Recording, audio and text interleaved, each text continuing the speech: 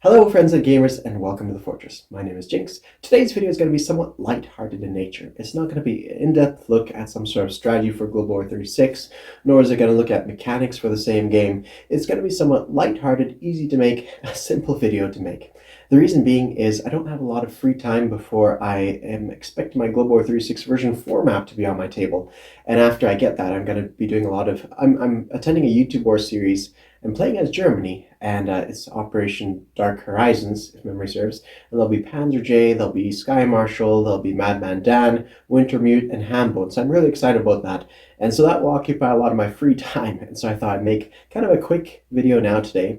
That's not going to be super in-depth on any specific thing. I decided that when I do make in-depth videos, I want to make them very thorough and very well thought out and try to approach it in a very sophisticated and kind of not complex for the sake of complexity, but in a thorough way, and present it to the audience, present it to you guys in a very cool and fun way that captures your interest. So that's the idea behind that. So today's video is not going to be like that. It's going to be kind of quick and a friendly little visit in some sense. So today's video is going to be a walk around my fortress, around my war room with a friend, and we'll talk about different things I have on my walls, different ideas I have about how to improve my war room, and things like that of that nature, why I do certain things the way I have it, and that kind of thing. So that's the idea behind the video, and I hopefully enjoy it. And if not, skip ahead to some other video that's out there that captures your interest, and stay tuned for the eventual YouTube War series, Dark Horizons.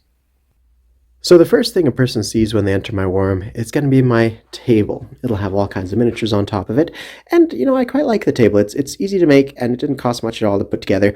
Essentially all it is a plastic table with the legs cut off about 4 or 5 inches with a couple plywood sheets on top. And the top layer, I have like a removable top layer in which I could actually play a second board game on top. So I have 3 panels that are removable, and a person can play a board game on top of that as well, thereby leaving my Global War 36 map underneath untouched and ready to go when the time is ready to play. The idea behind my worm in general is to be kind of eye-catching in some sense, to kind of draw a person in, and the theory there is if I am playing Global War 36 or any other game, the idea there is there'll be always a lot to look at and reflect on, and books to pull off the wall, posters to read, images to look at, and just generally stuff to think about and do, and thought-provoking things in some sense, and thereby kind of pass the time, because we all know sometimes turns for Global War 36 take their time. So this is one of the ways a person can occupy their free time, by simply just viewing what a person has out there. So that's the idea behind how I designed it the way it is.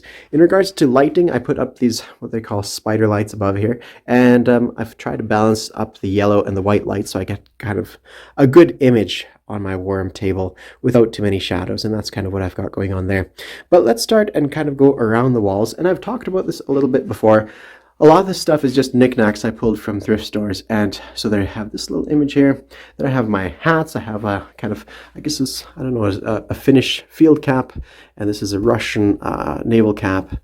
There's actually a hammer and sickle up on there. I thought that was kind of a cool thing. A couple little daggers and stuff, and some paintings here to kind of catch the eye and make them reflective. I particularly like this dog image. Again, these are all thrift store purchases, so somebody probably lovingly painted an image of their dog with very soulful eyes. And I don't know, I find it interesting and reflective and kind of fun. And I have my charts and such. And I guess I'm expecting new charts for version 4, so I'll have to arrange a few things up here as well. I have my roundels here for if I have money for Germany or units that they purchase, I'll put it here. And as you see, some of them have gaps, and some of them are smaller roundels. That's because I never, usually these come as extra bonus gifts when Doug sends packages from HBG. I just never happen to get any Anzac or French or Chinese, and I'm assuming this one might be, it does an order of play, so this might be the CCP. That's probably what it is. And so yeah, that's kind of the reason I have that up there.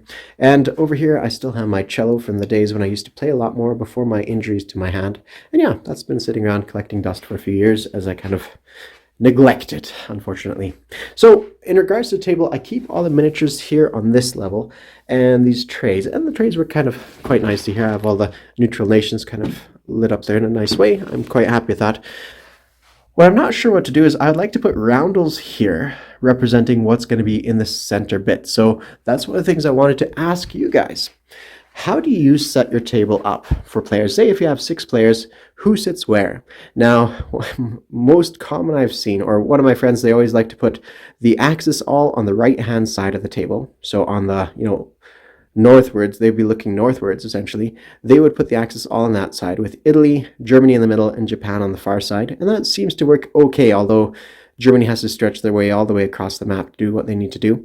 On the other side, we have, if memory serves, something like USA, Britain, and Russia sitting on the left-hand side, and that kind of works out okay. But what do you guys think? What's your suggestions of the best setup of the table?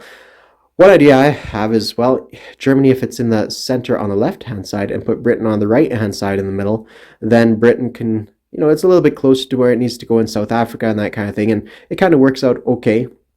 Well, the problem is Britain and USA, they're basically all over the map all the time. So it's difficult to know exactly what to do. But yeah, if you have suggestions, let me know what you think, because I would like to kind of finalize that thing as well.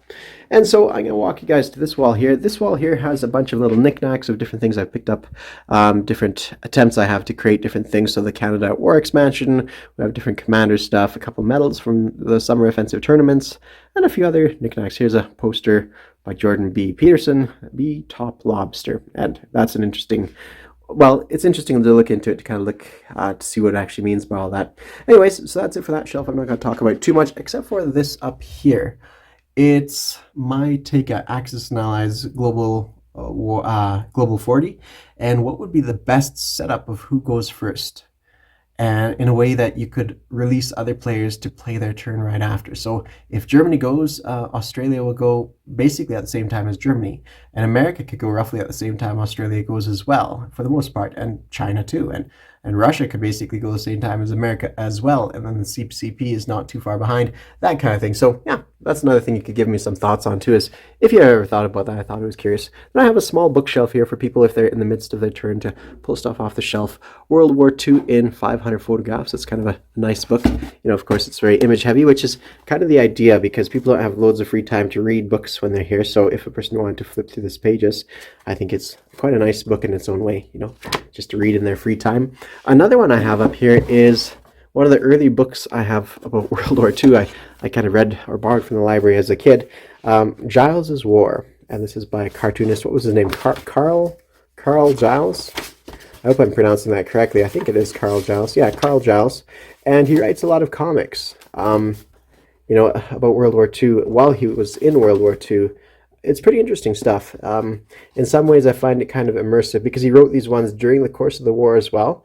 And yeah, it's just interesting because they see things from a different perspective that they didn't have the advantage of hindsight, looking at the war from the rear view mirror. This is them living through the war and kind of how they face some of the concerns of the war with humor in some ways, right? So I thought that was kind of interesting as well. It's a British fellow, so some of it's to do with the home front and how things are going at home with rationing and all that other kind of stuff. Some of it's somewhat dark humor, but yeah, it is interesting nonetheless.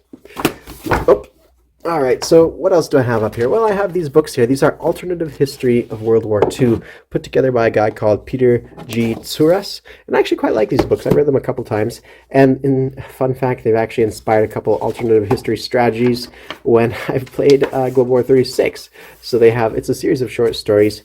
The Little Admiral, Hitler and the German Navy, the concept that instead of Hitler joining the armed forces, like the army services in World War I, he'd actually join the Navy, and thereby when it came around to World War II, have things that have changed up in a different vein, if different ways that the Axis possibly could have won, whether it be realistic or otherwise.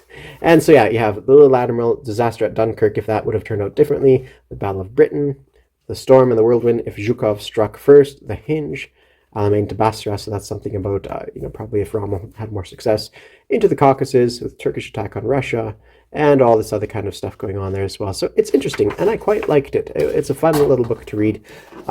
Yeah, likewise, you have something similar here for the Japanese, and it is kind of an interesting book.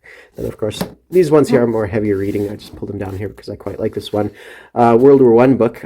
My family comes from Czechoslovakia, which used to be Bohemia as part of the Austro-Hungarian Empire, and this was a particularly good book to read. These are also interesting too. It's from Churchill to his wife, letters that he wrote, and they are quite interesting. I find them quite interesting because it really humanizes a lot of the effort behind it as well. From Churchill's perspective, what he was going through, his concerns at the time. I think, fun fact, and again, this is just me talking as if to a friend in my war room. Let's see. He used to always write his letters to his wife and sign off as a bore, XXX, and that was his kind of signature of what he used to always sign himself off as a bore. And I believe she did a cat, if memory serves. I can't remember. But instead of him writing his signature, that was, again, another little human touch of one of the great leaders of World War II. We have my board here, of course, being in the process of being taken down. I have so many of these parts and pieces that were just never used, but eventually I'm sorting them out. And that's despite what I have in these trays here, plus all kinds of extra stuff here. And this is just half of it. The rest of it's in the closet behind me. And the rest of the room isn't as well organized. For instance, this shelf here, my wife didn't want it in the next room, so we just put it into this room, and it's just collected an odd bit of knickknacks and such, so nothing too special there. I want to go over this here shelf as well. Another kind of pulled in just for the now, just a random assortment of stuff. This game here, Twilight Imperium, 4th edition, is really, really good. I recommend any player to play this. And if you guys remember Crooked Leg, he's bounces around on Discord. I see him occasionally, and on Facebook. So he's got his version of Global War 36 trying to imitate basically a marriage between Twilight Imperium and Global War 36, which I wish him all the best because I think those are two fantastic games, and I'm just excited to see more and more of it as time goes by. He actually shared with me some of his prototype work, and I thought it was actually quite excellent, although I never got a chance to play it. Here we have a collection of books. I always end up collecting little sets of books. I find they always look pretty cool on my shelf, but if I find them for a good price at a thrift store, I just buy them all, although these ones actually I haven't even thumbed through at all.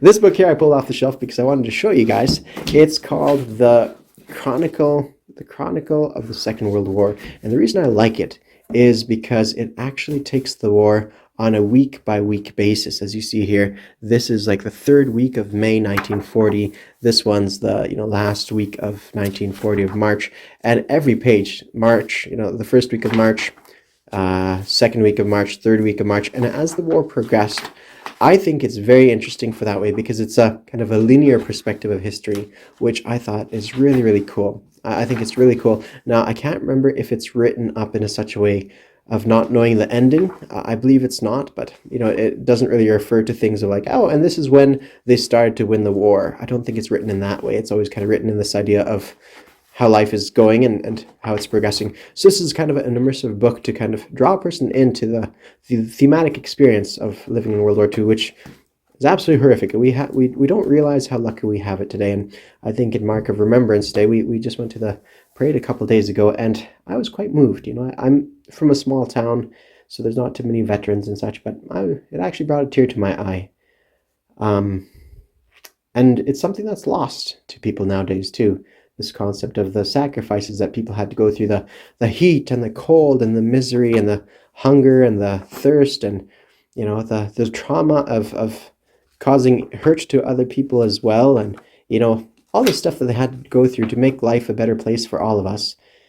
It's crazy, and I really appreciate the sacrifice that people have gone before. I think my love of board games, I generally like historical board games, but my love of board games kind of stems more from a love of history, and a byproduct of that is an interest in, I love history, and a byproduct of that is an interest in board games, something like that. I spend a lot of time reading audiobooks or whatever, listening to audiobooks about history, military history, and that kind of stuff. I gotta say that I fall into that stereotype where once a man gets old enough, they either get into, smoked meats, brewed beers, or domestically brewed beers, or military history. And of the three, I've gone into military history. So that seems to be the case. Over here we have Napoleon. This picture I purchased, collected it from thrift stores and such. Another idea I had is to have photographs all along the walls here of some of the greatest military thinkers, like Gustavus Adolphus, let's say, Who else do we have? Well, Basil Littleheart. We have Guderian. Guderian, sure.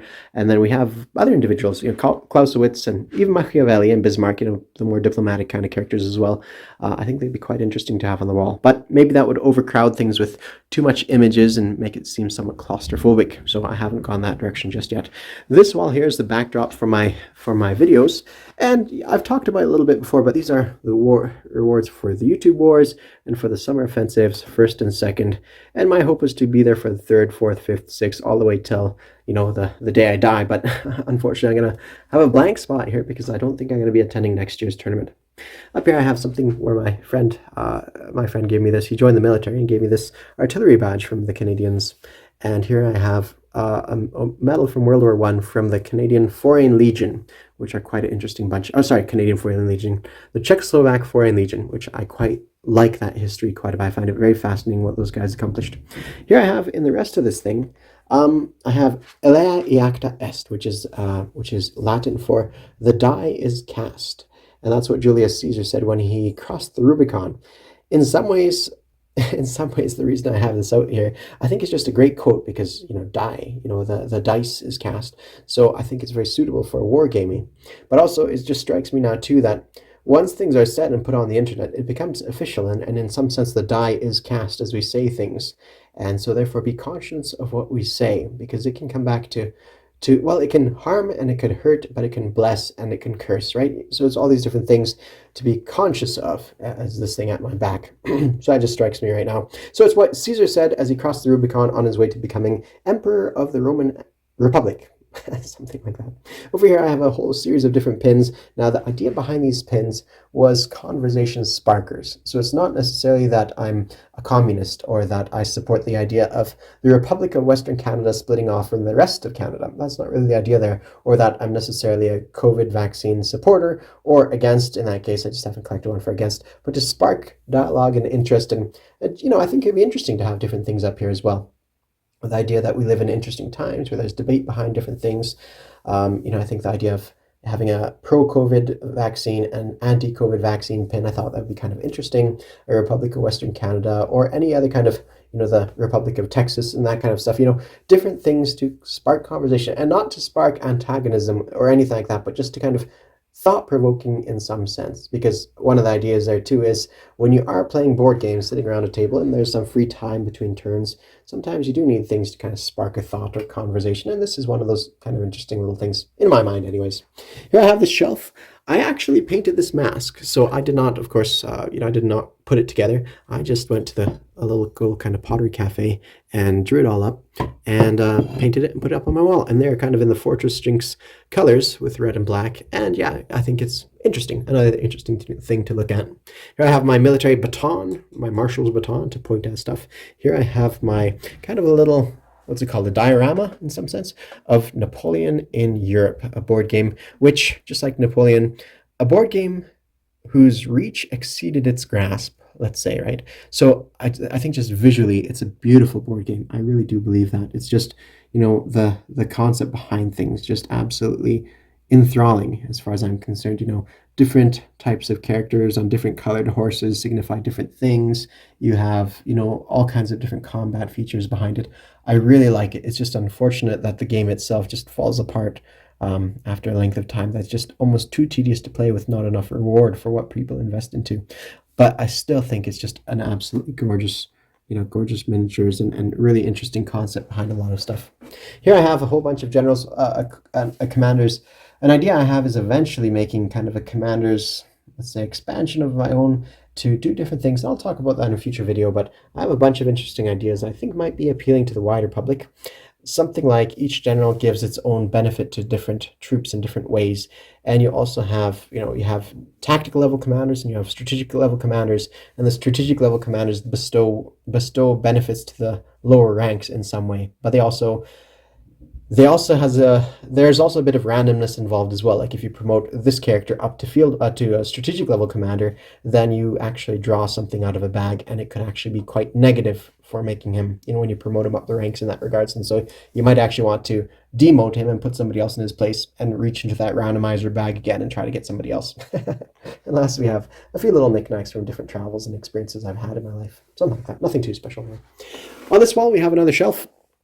We'll start from the top. We have randomized books, another book set that I accidentally started to collect just by seeing a whole stack of them in thrift stores. And down here we have another series I actually tried to collect, and it was my injury hobby on some level. Me and my wife traveled across Canada by car one time when I was injured, and we would stop at many different thrift stores and try to build my collection of books. And I think I built this entire collection, or for the most part, most of this collection, in a single trip across Canada, stopping at little, in many different cities and checking out different thrift stores and pulling these together from different things. So that was kind of a fun experience. And then I have over here some of my old, for instance, the tournament, what are it called?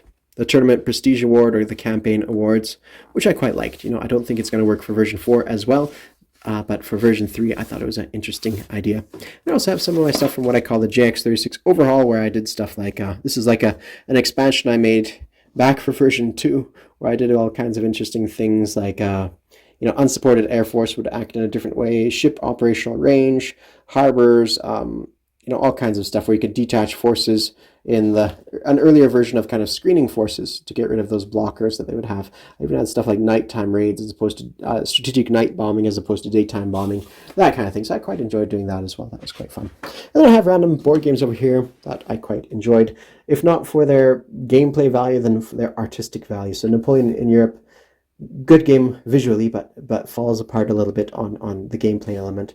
This one, again, same story. Civil War is much better. I have the War Room, and I have yet to play this one. I mean, I played it once, but only a couple turns, and quite fun. And I played it with online as well, too. And other board games I quite enjoyed playing in the past. And that about covers that. Now, let's take another look at one of these books, seeing as it was Remembrance Day not long ago. So I found this book in the thrift store, and I quite like it. It's very immersive. It's about World War I, which I'm more interested in World War I than II. What I like about it is it's supposed to be kind of a memorial book in some ways, and to bring it much more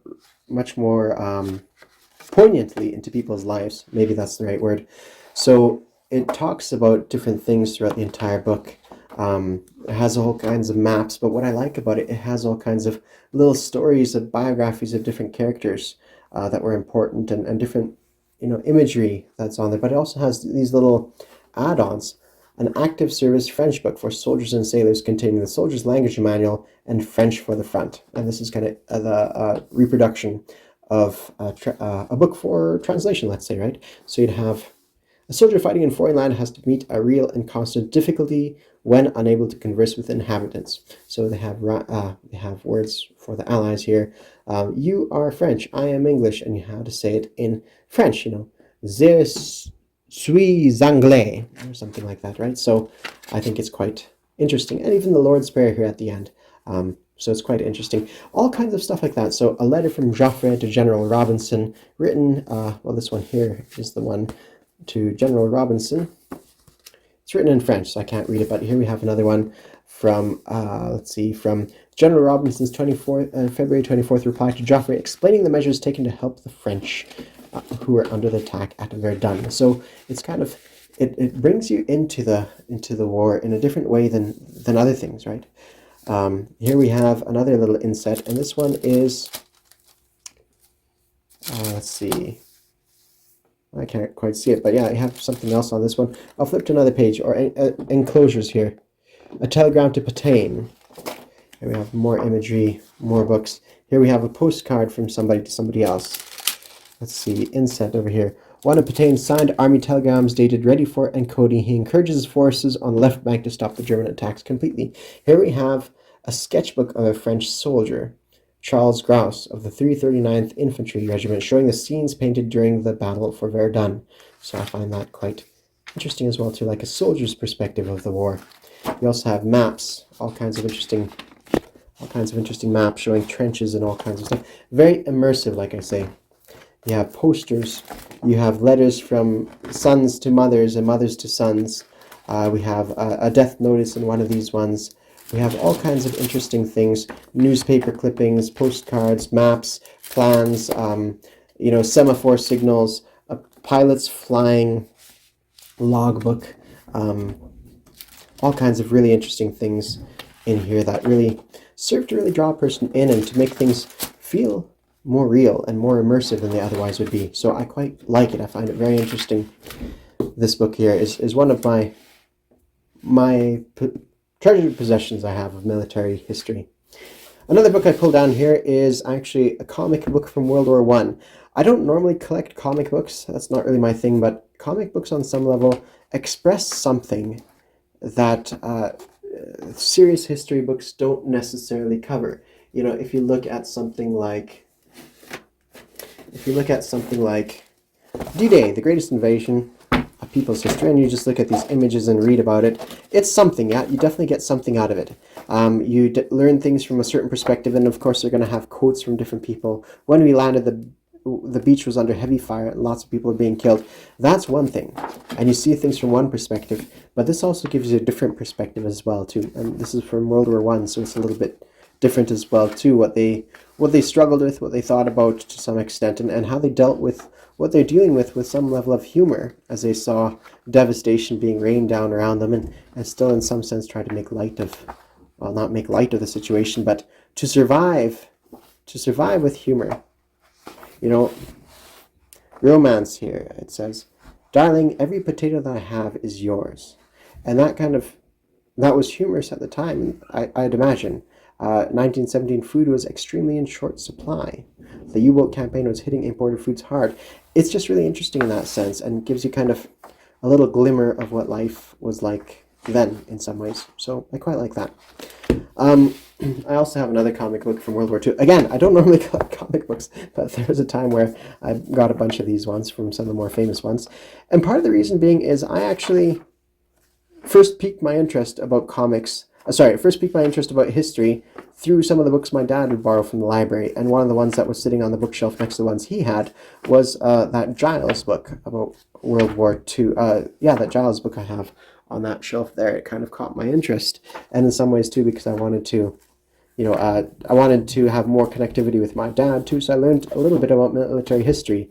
And so in some sense, it was a doorway into that world that I entered, or at least the welcome mat, let's say, that initially piqued my interest. And in some ways, this sounds bad, but I'm hoping my son follows around the same footsteps as me. I don't mean to manipulate him or push him in a certain direction, but I do want, it'd be fun to be able to talk about military history with my son. I would enjoy that quite a bit. And so that's why I have some of these ones, to kind of pique somebody's interest and draw them in some ways. Up here I have a newspaper article clipping that's from that 1916 remembrance book, and this is all in French about victory at Verdun. You capture 3,500 prisoners and 100 officers. Again, one of those things that if a person knows French, and some of my friends know French, they'd peruse over this and kind of reflect on what it has to say. Then I have over here got a list of different videos I intended on making. Room and game room table, podcast, why aircraft need fixing, Crimson Tide commentary strategy, that's what I called it. And then a YouTuber came up with that name, so I had to find a different name. And then I have the Iron Islands strategy, the Sharky strategy, I wanted to talk about at some point too. I never really got around to it. The horse trade strategy, the anti-raider strategy as well. So different things like that I thought it'd be worthwhile making videos of in the past, and just never got around to doing. But yeah, that's kind of what I have here, just a plan of different different videos I intended on making at some point, and just didn't get around to a lot of them. And that's about it. So that is my worm. And that is a walk around with a friend and kind of talking about different things, that why I have what I have and what piques my interest, and why certain books are on my shelf, and why I designed it the way I did in essence. So I hope that was kind of interesting to you guys, and perhaps that even inspires some of you to decorate your room in a certain way. And I gotta say that there's a lot of just beautiful, brilliant setups out there. Sky Marshall has a fantastic setup that I just find infinitely enjoyable, just to even be there and watch and participate at his table, and he offers different things. My thing is from a different perspective, let's say, and I don't know, it's different, and each one has their own value, and each one I enjoy just as much. But this is the take I had in my war room, and why I designed it the way I did. Thank you all for watching. Cheers.